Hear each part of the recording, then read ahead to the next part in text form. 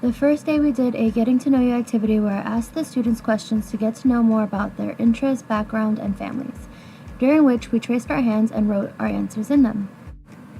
Because I wasn't sure about what my students had in common from day one, on day 2 I did a read aloud and asked more questions to find connections each of my students would have with each other and their families.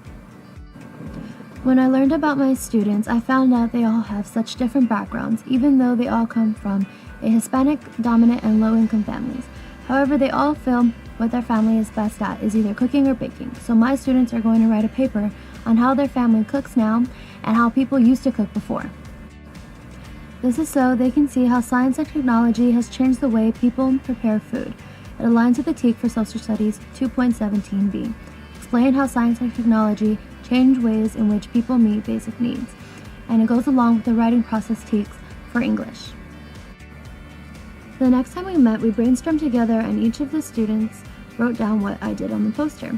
We talked about the ways we cook at home. Then I asked them questions like, did we always have this? How do people used to cook? And is it better now? We answered these questions together and came up with sentence stems so they would understand what needed to be in their papers.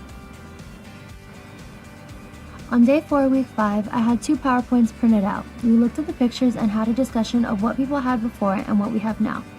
Then we started our first draft. Most of the students did not finish. The next week we were supposed to start revising and editing. However, I needed them to finish their first draft. This day was hard because the students had to take a unit test in the morning, and my time with them was shifted and reduced to only 20 minutes. So we ended up meeting in the library, and the students seemed distracted from the change in location. Now, in order to renew some motivation with my group, I had them make a picture to go along with their stories. I split the group up into 2 groups, so 2 were allowed to draw while I helped the others with their papers.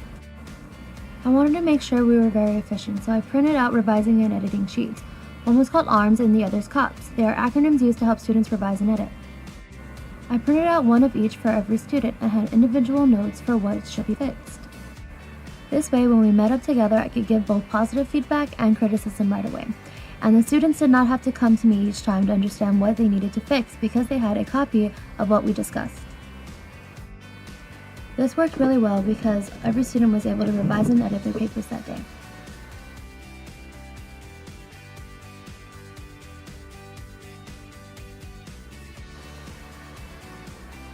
On day 7, week 8, we talked about how important it is to show and do our best work, and the students wrote their final draft on printed clean lined paper.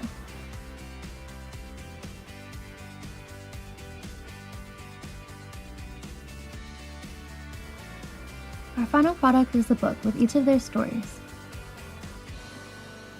On our last day, I had them decorate a chef hat. Afterwards, the students read to each other what they had been working on. I really liked this because after each of the students was done reading, the others said what they liked about the story. Overall, I really enjoyed this experience, and I think it will help me in the future be a better teacher.